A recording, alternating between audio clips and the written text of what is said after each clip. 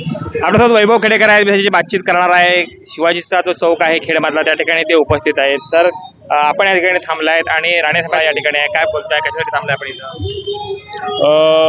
सन्माननीय नितेशजी राणे हे कोकणचे नेते आहेत आणि आज ते खेडच्या राजाच्या दर्शनाला येत आहेत। माझ्या घरी देखील आज ते गणपती दर्शनाला येत आहेत।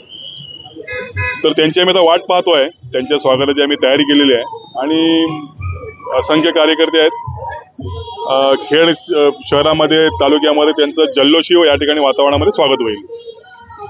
आपण मनसेमध्ये होता, आपल्याबरोबर काम करणारे जिल्हा प्रमुख आहेत, मनसेचे होते, ही सगळी लोक आपली आहेत, सुरुवातीची त्या ठिकाणी आहेत पाहतोय आपण। आणि एकीकडे आपण आपल्याला जेव्हा निलंबनाची कारवाई झाली यानंतर आपण अशा प्रकारे स्वागत बघताय, काय अर्थ काढायचा? बघा, आम्ही आमचे मंत्री आहेत त्यांचं स्वागत करतोय आणि जिल्ह्यातले माझे सगळेच पदाधिकारी या ठिकाणी जिल्हाध्यक्ष आहेत, उपजिल्हाध्यक्ष आहेत, तालुका अध्यक्ष आहेत, सर्वच आहेत। आमचं एवढंच म्हणणं आहे की या कोकणाचा विकास झाला पाहिजे। आम्ही रस्त्यावरती उतरून काम करण्याची माणसं आहोत आणि विकासाचं राज करणारी माणसं आहोत, त्यामुळे आम्हाला जो पाठबळ देईल तर आमचं पाठबळ त्यांना असेल एवढं मात्र नक्की आहे आणि म्हणून आम्ही त्यांच्या स्वागताला आज आहोत। बघूया भविष्यात काय होतंय, तुम्हाला येणारा काळ या ठिकाणी दिसेल। विकासाच्या मुद्द्यावरती वैभव खेडेकर यांनी खेडमध्ये बहुसंख्य कामं केलेली आहेत, नगरपालिकेच्या माध्यमातून केलेली आहेत। विकासाची जोरदार मिळाली तर आपण भारतीय जनता पार्टीच्या सोबत असणार आहात? बघा, विकासाचं राजकारण तर 100% आहेच।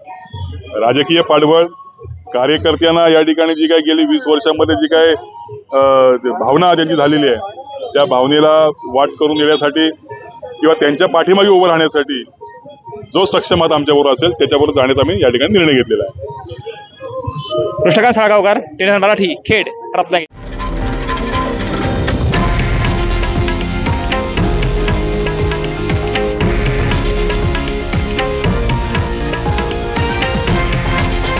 हे आहे देशातील नंबर 1 न्यूज नेटवर्क आणि आपण पाहत आहात TV9 मराठी, एकमेव।